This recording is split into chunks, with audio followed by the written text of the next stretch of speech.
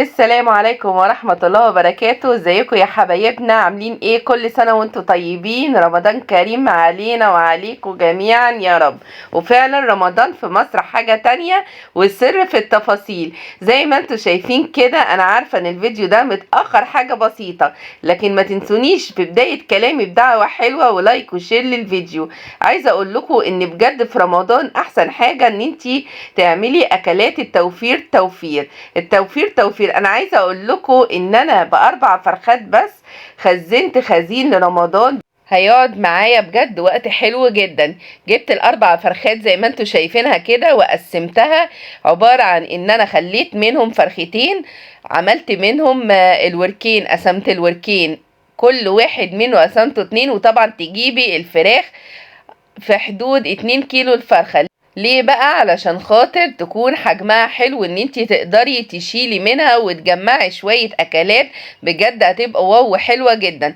زي ما انت شايفة كده، انا جبت ال4 فرخات، خليت منهم فرختين، طلعت منهم البانيه الصدر، طلعت منه البانيه. عايزة اقول لكم ان الفرختين طلعوا معايا طبقين بانيه، اللي هو كل طبق نص كيلو. ايوه، كل طبق نص كيلو، يعني عملت في كل طبق عملوا 10 قطع بانيه. كل نص طبق عمل 10 قطع بانيه. عايزه اقول لكم ان انا بجيب كيلو البانيه والله بجد بيبقى 10 قطع يا جماعه. انا مش عارفه انا بيضحك عليا ولا لا. غير طبعا بالاضافه ان انا جبت كيلو كبد وقوانص وقسمته برده على طبقين، كل طبق نص كيلو. يبقى انا كده شلت طبقين كبد وقوانص، بالاضافه طبعا للكبد والقوانص بتاعت ال4 فرخات هتحطيها في طبق لوحدهم.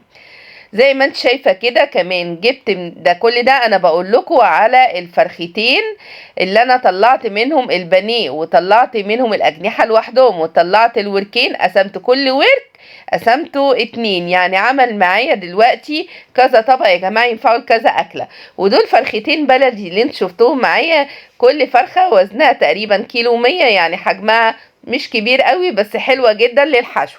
قلت برضو ان انا اجيبهم واحفظهم. عايزه اقول لكم ان عملوا معايا كميه كبيره جدا، غير طبعا الصدور من ال4 فرخات شلتهم لوحدهم. بصوا عملوا كميه قد ايه، بسم الله ما شاء الله. نقول بسم الله ما شاء الله يا جماعه.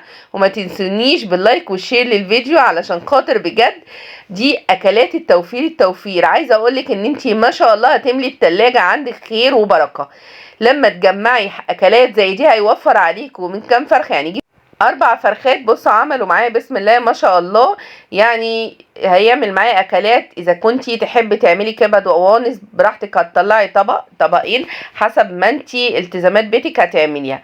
الفراخ الحشو ممكن كل فرخه زي ما انا ما عملت كده بتحطيها في طبق برضو وبتلفيها عادي.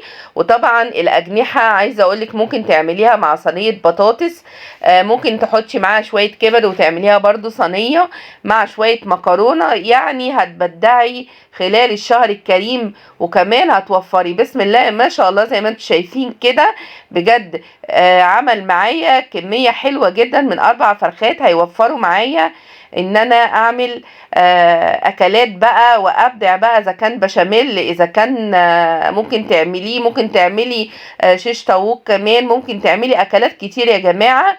وكل سنة وانتم طيبين.